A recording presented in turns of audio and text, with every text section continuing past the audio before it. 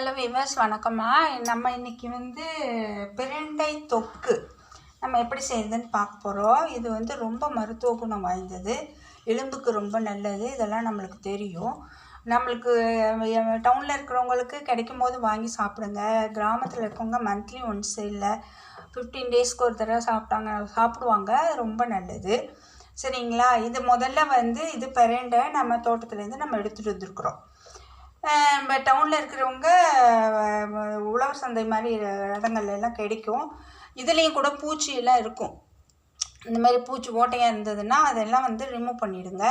இந்த லீஃபெல்லாம் ரிமூவ் பண்ணிவிடுங்க.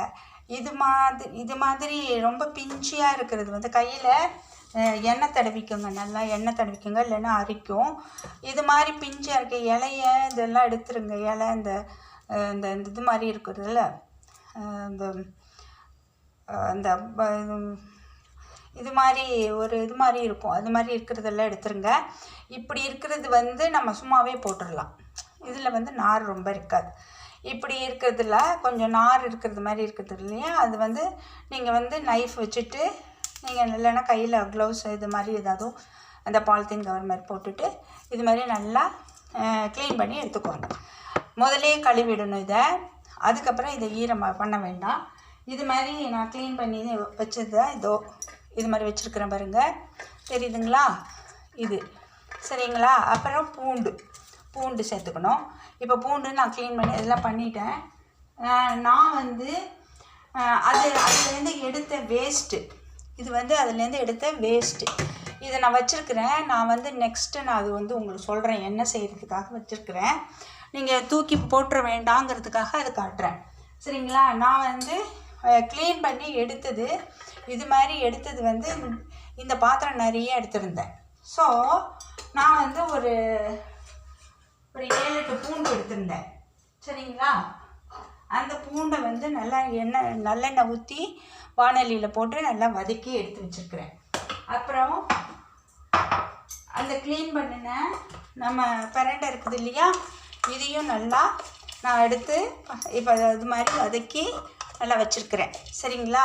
இது இப்போ என்ன பண்ணணும்னா மிக்சியில் போட்டு இந்த மிக்சி ஜாரில் போட்டு நம்ம நல்லா கொஞ்சம் நரபரன்னு அடித்து எடுத்துக்கணும், சரிங்களா?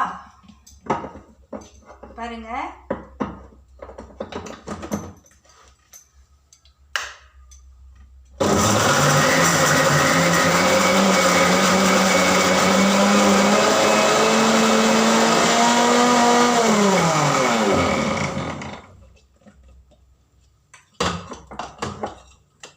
இப்போ இந்த பாத்திரத்துலேயே நான் வச்சுக்கிறேன், சரிங்களா? நம்ம இது நிறைய வச்சுருந்தோம். இப்போ இதை இது மாதிரி எடுத்து நரப்புறன்னு அரைச்சி இதில் போட்டு நான் வச்சுக்கிறேன். இப்போதைக்கு பார்த்துக்கோங்க, தண்ணியெல்லாம் கலக்க வேண்டாம், சேர்க்க வேண்டாம். அதுலேயே கொஞ்சம் முதலே நிறைய நல்லெண்ணெய் ஊற்றி வதக்கியிருக்கிறோம். அந்த எண்ணெய் இருக்குது, அதுலேயே இன்னும் கொஞ்சம் போட்டு தண்ணியெல்லாம் இருக்கும்.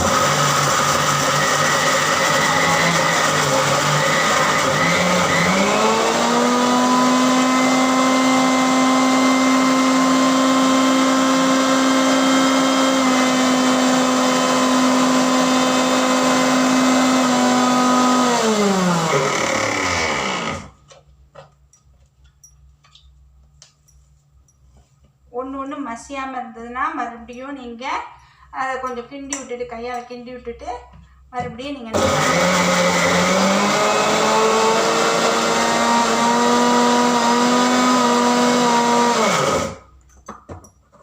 ஆயிடுச்சு. இப்போ எல்லாத்தையும் இதில் ஒன்றா நம்ம ஒரு பாத்திரத்தில் போட்டு வச்சுக்கிறோம், சரிங்களா?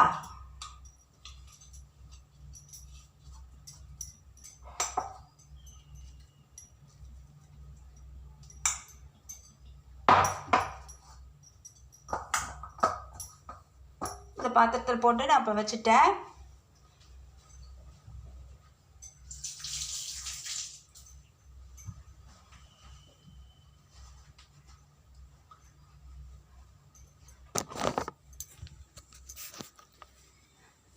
இப்போ நம்ம ஸ்டவ் ஆன் பண்ணிக்குவோம், சரிங்களா? இப்போ நம்ம ஸ்டவ்வை ஆன் பண்ணிக்குவோம். ஸ்டவ் ஆன் பண்ணிக்கோங்க. ஸ்டவ் ஆன் பண்ணிவிட்டு